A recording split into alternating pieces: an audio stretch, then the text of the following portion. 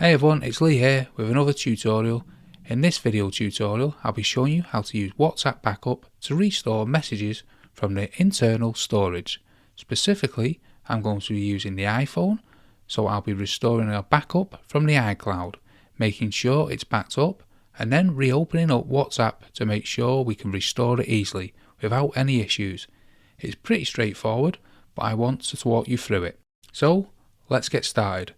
First, let's open up WhatsApp and go to your settings.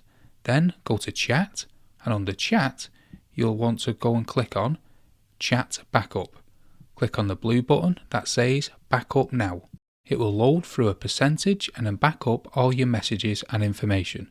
In my case, it's backed up to iCloud, but on Android, it will back up to your internal storage.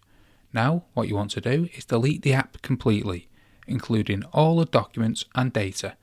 Once you've done that, go to the App Store to reinstall WhatsApp. After it's downloaded, open the application and set up your account.